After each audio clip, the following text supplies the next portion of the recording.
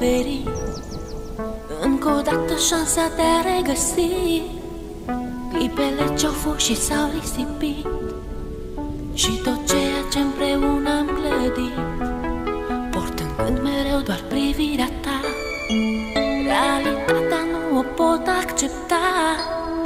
Ieri erai cu mine, azi nu mai ești. Ce s-au scris cândva au fost doar povești.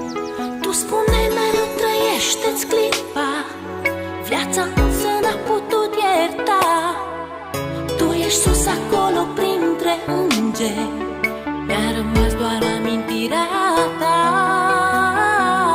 Vei rămâne în gândul meu, la bine și la greu. Iar tot ceea ce-am făcut împreună ne va lega mereu.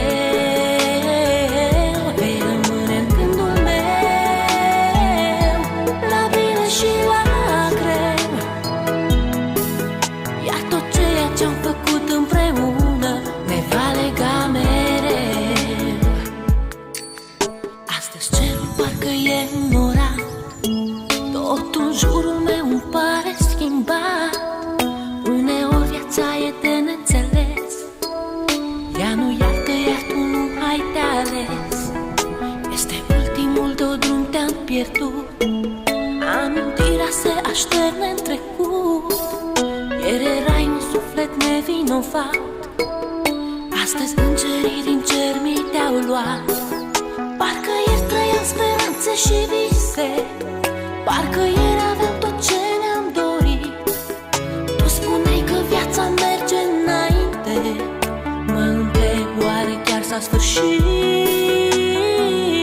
Vei rămâne în gândul meu, la bine și la greu. Iar tot ceea ce-am făcut împreună ne va lega mereu. Vei rămâne în gândul meu, la bine și la greu.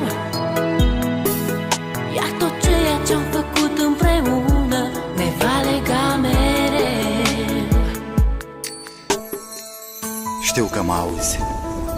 Este poate ultima oară când te privesc în ochi, ultima oară când îți văd chipul, ultima oară când îți vorbesc.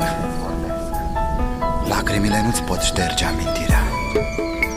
Ai ales un drum pe care nu există suferință, nici durere. Mi-e greu să accept, însă, independent de noi, viața merge înainte. Parcă ieri trăiam speranțe și vise, parcă ieri aveam tot ce ne-am dorit. Tu spuneai că viața merge înainte, mă întreb oare chiar s-a sfârșit.